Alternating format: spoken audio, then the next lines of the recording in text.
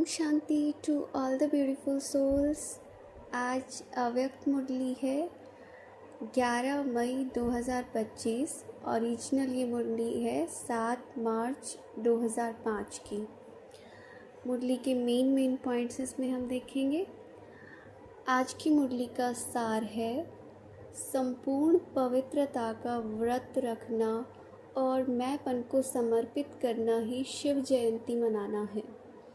कि शिव जयंती अगर तुम मनाना चाहते हो तो अपनी इस मैंपन को समर्पित करना है कि वो शिवलिंग पर क्या चढ़ाते हैं, बेल पत्र भांग धतूरा ये सब, तो ये सब समर्पित करना है। और संपूर्ण पवित्रता का मन वचन कर्म तीनों से पवित्र।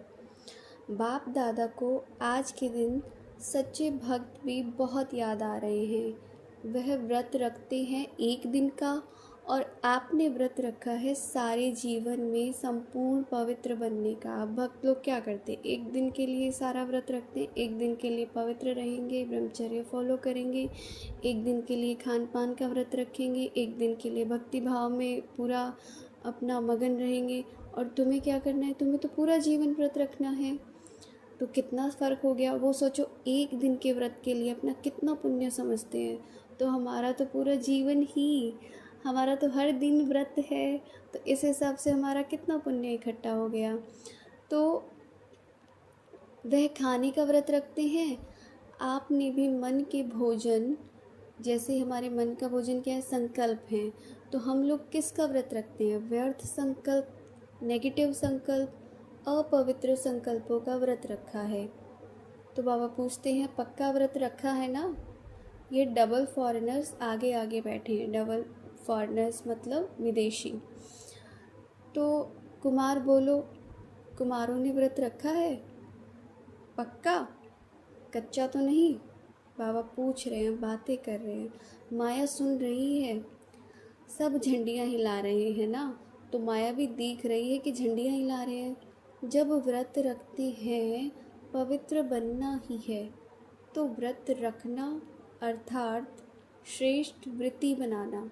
ठीक है, वृत्ति में यानी संकल्प एक तरीके से। तो जैसी वृत्ति होती है, ऐसे बोलते हैं ना मनोवृत्ति। तो क्या मतलब, मन की वृत्ति क्या है, संकल्प से जोड़ते हैं हम इस चीज़ को, थॉट्स से जोड़ते हैं कि जो चीज़ कंटिन्यूस हम खुद पे कंट्रोल करके करना ही चाहते हैं, बार बार जो रिपीटेंस में आती है ना एक तरीके से, वो होती है वृत्ति। तो जैसी वृत्ति होती है वैसी ही दृष्टि, कि अब बुद्धि में जो होगा वही दृष्टि देखेगी, और जो दृष्टि जैसी होगी वैसी कृति स्वतः बन जाती है। तो कार्य भी वैसा ही करेगा इंसान, जिसको जो दिखाई देता है, क्योंकि जो बुद्धि में है वही संकल्पों में आएगा, वही मन में आएगा, जो मन में है वही कर्म में आएगा। तो ऐसा व्रत रखा है ना, पवित्र शुभ वृत्ति, पवित्र शुभ दृष्टि।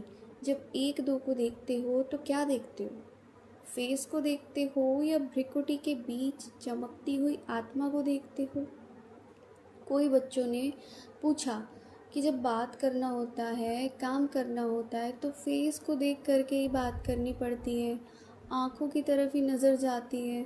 तो कभी कभी फेस को देख करके थोड़ा वृत्ति बदल जाती है। तो बाप दादा कहते हैं आँखों के साथ साथ भ्रिकुटी भी है, तो भ्रिकुटी के बीच आत्मा को देख बात नहीं कर सकते हैं। अभी बाप दादा सामने बैठे बच्चों के आंखों में देख रहे हैं या भ्रिकुटी में देख रहे हैं, मालूम पड़ता है, पूछते हैं। साथ साथ ही तो है ना, मतलब बाबा कहना चाह रहे हैं एक ही तो बात है कि ऐसे पता पड़ेगा तुम आँख में देख रहे हो या भ्रिकुटी के बीच देख रहे हो, तो क्या मालूम पड़ता है। बाबा बोलते हैं साथ ही साथ है। तो फेस में देखो, लेकिन फेस में भ्रिकुटी में चमकता हुआ सितारा देखो, यानी आत्मा देखो।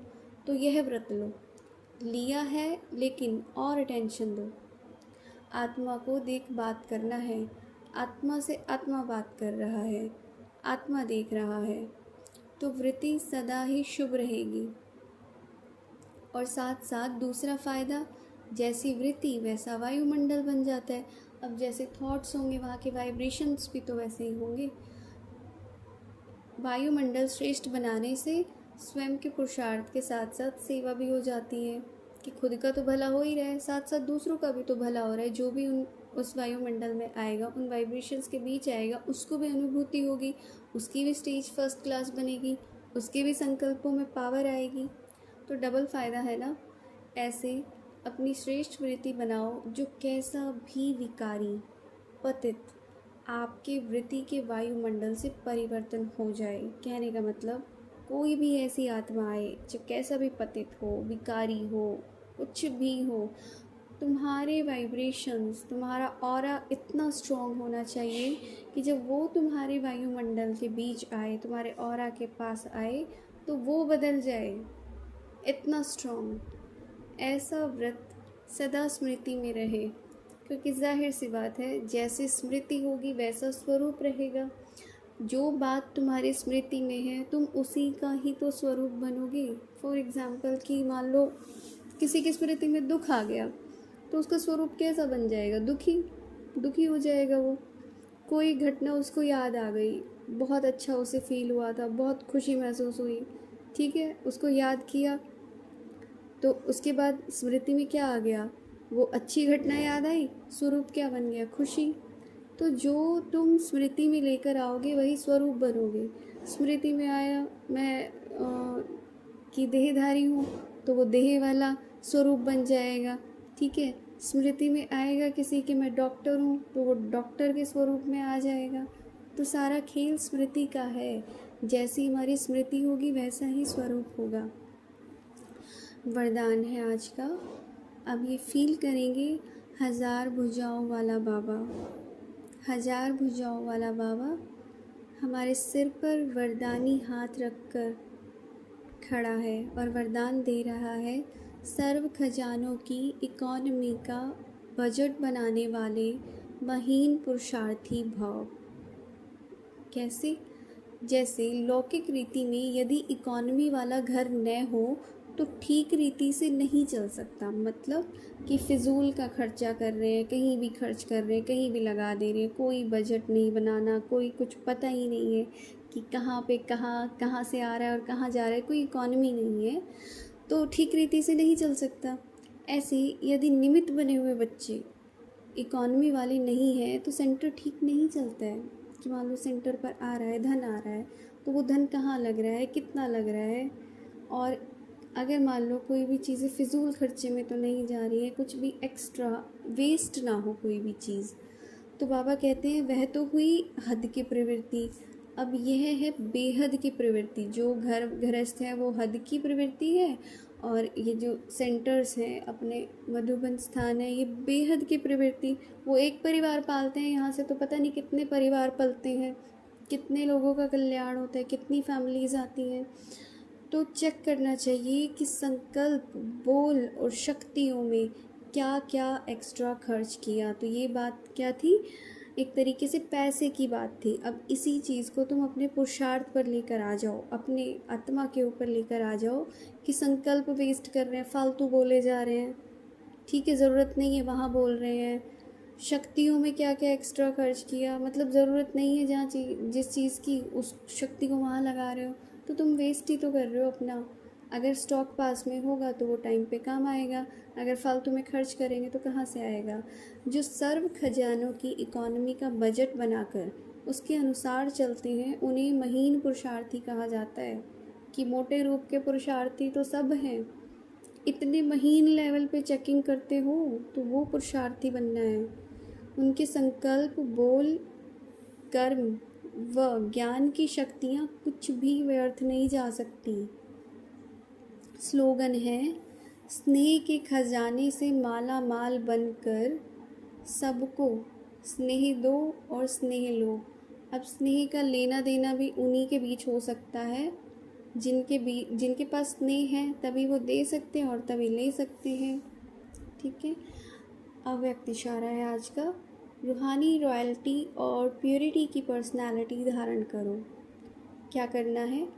पवित्रता की शक्ति परम पूज्य बनाती है। पवित्रता की शक्ति से इस पतित दुनिया को परिवर्तन करते हो। पवित्रता की शक्ति विकारों की अग्नि में जलती हुई आत्माओं को शीतल बना देती है।